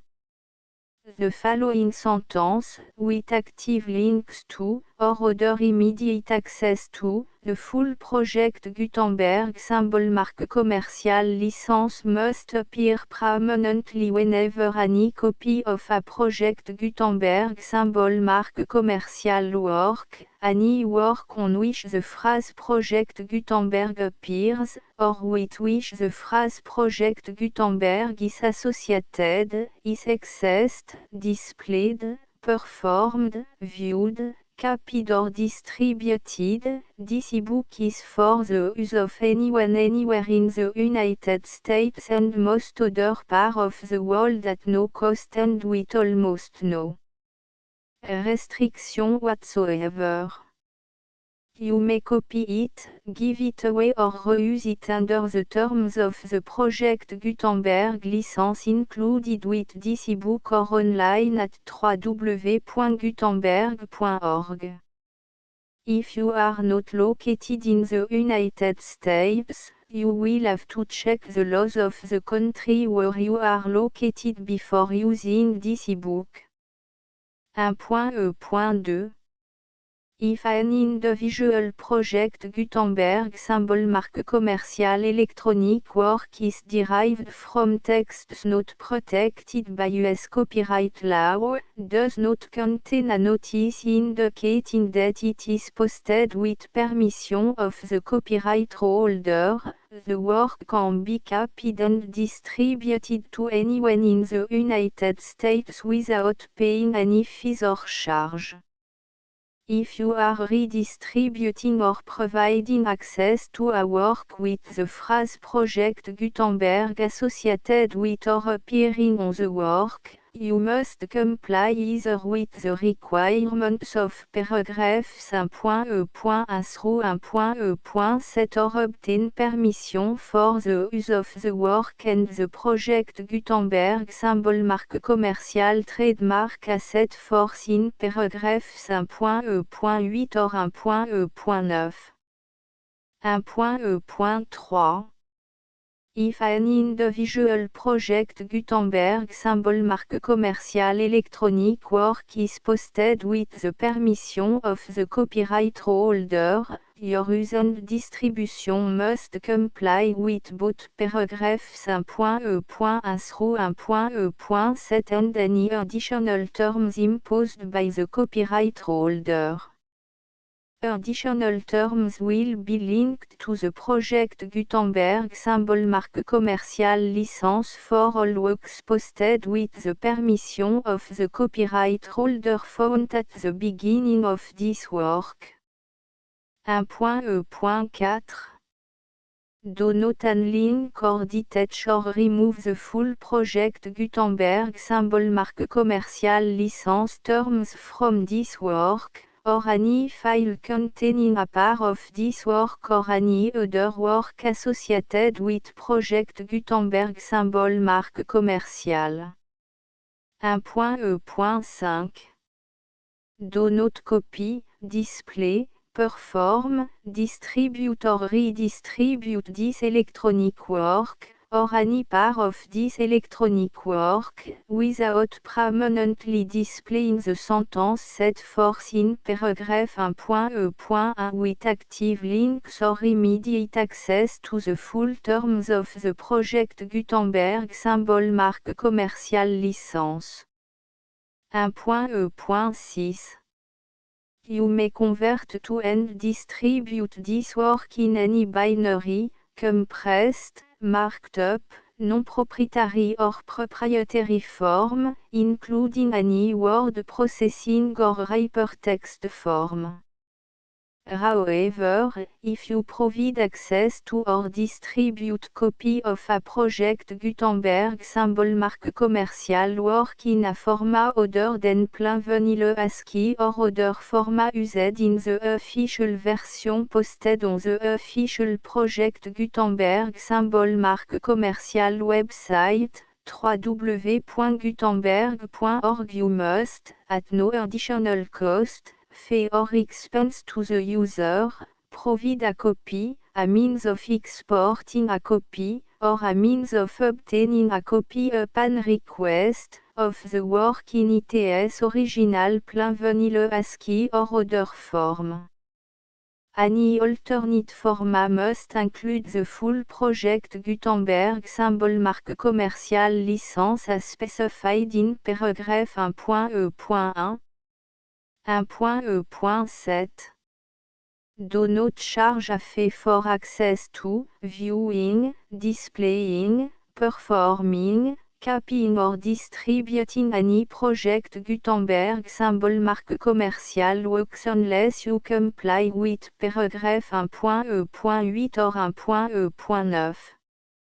1.e.8 You may charge a reasonable fee for copy of or providing access to or distributing project Gutenberg symbol marque commerciale electronic works provided that you pay a royalty fee of 20% of the gross profit you derive from the use of project Gutenberg symbol marque commerciale works calculated using the method you already use to calculate your applicable tax. The fee is owed to the owner of the project Gutenberg symbol marque commerciale trademark. Bu et HAS agreed to donate royalty under this paragraph to the project Gutenberg Literary Archive Foundation. Royalty payment must be paid within 60 days following each date on which you prepare, or are legally required to prepare, your periodic tax returns. Royalty payment should be clearly marked assumption to the project Gutenberg Literary Archive Foundation at the address specified in section 4, Information about donation to the project Gutenberg Literary Archive Foundation. You provide a full refund of any money paid by a user who notifies you in writing, or by email, within 30 days of receipt that et does not agree to the terms of the full project Gutenberg symbol marque commerciale license. You must require such a user to return or destroy all copy of the works possessed in a physical medium and discontinue all use of and all access to other copy of project Gutenberg symbol marque commerciale works. You provide, in accordance with paragraph 1.f.3, a full refund of any money paid for a work or a replacement copy, if a defect in the electronic work is discovered and reported to you within 90 days of receipt of the work. You comply with all other terms of this agreement for free distribution of project Gutenberg symbol marque commerciale works. 1.e.9 If you wish to charge a fee or distribute a project Gutenberg symbol marque commerciale electronic work or group of works on different terms than are set forth in this agreement, you must obtain permission in writing from the project Gutenberg Literary Archive Foundation, the manager of the project Gutenberg symbol marque commerciale trademark. Contact the Foundation à set forth in section 3 below. 1.f.1.f.1 Project Gutenberg volunteers and employees expend considerable effort to identify, do copyright research on, transcribe and proofread works not protected by US copyright law in creating the project Gutenberg symbol marque commerciale collection.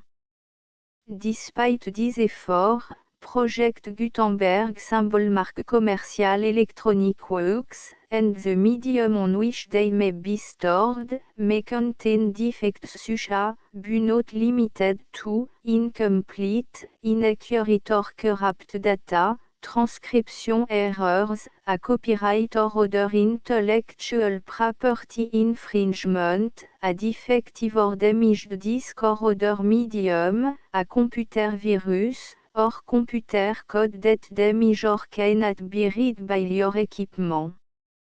1.f.2 Limited warranty, disclaimer of damage, except for the right of replacement or refund described in paragraph 1.f.3, The Project Gutenberg Literary Archive Foundation, the owner of the Project Gutenberg symbol mark commercial trademark, and any other party distributing a Project Gutenberg symbol mark commercial electronic work under this agreement, disclaim all liability to you for damages, costs and expenses, including legal fees.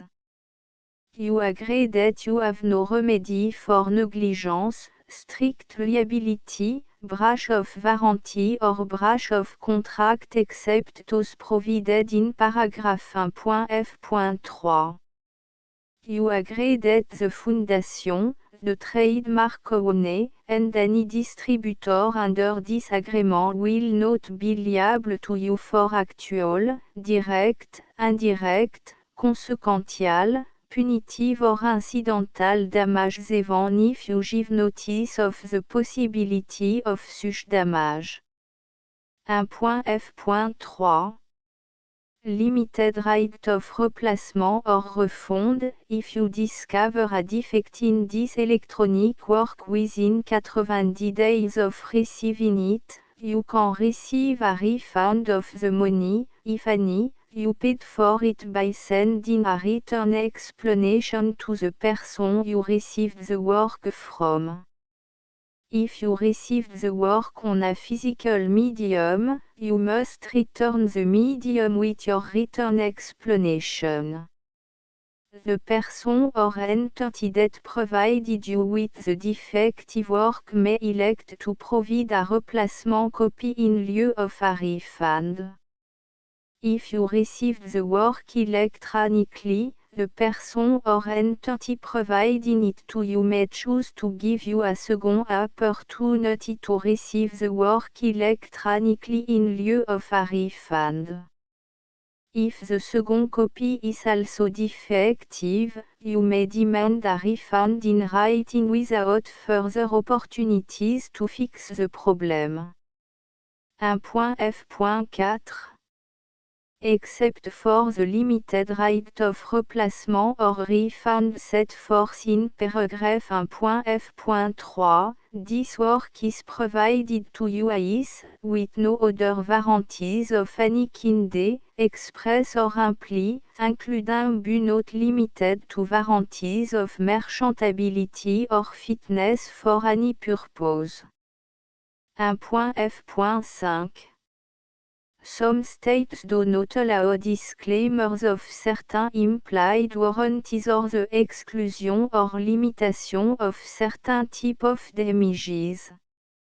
If any disclaimer or limitation set forth in this agreement violates the law of the state applicable to this agreement, the agreement shall be interpreted to make the maximum disclaimer or limitation permitted by the applicable state law. The invalidity or unenforceability of any provision of this agreement shall not void the remaining provision.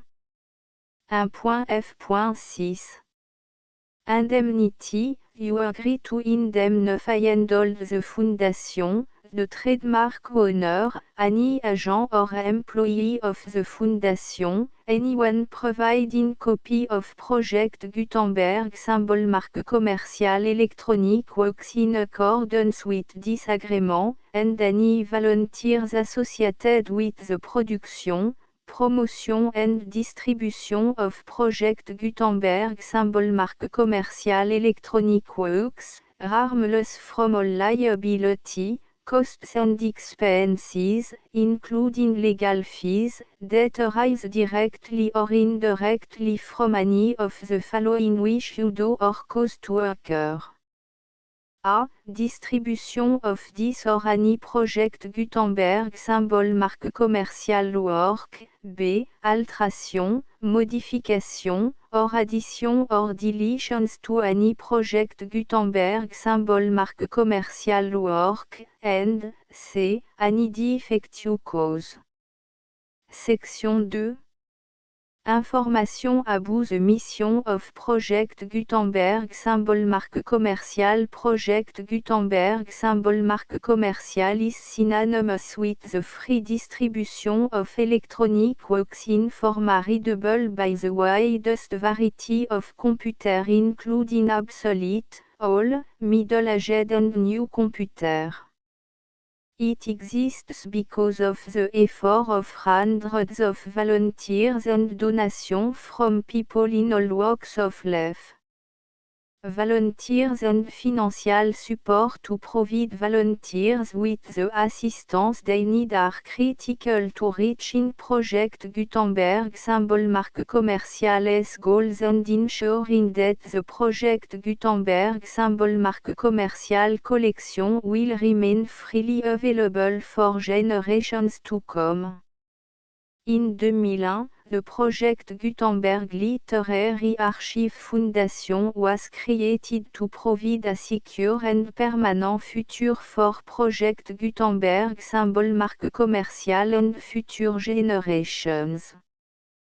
To learn more about the Project Gutenberg Literary Archive Foundation and how your efforts and donations can help, see section 3 and 4 and the Foundation information page at www.gutenberg.org.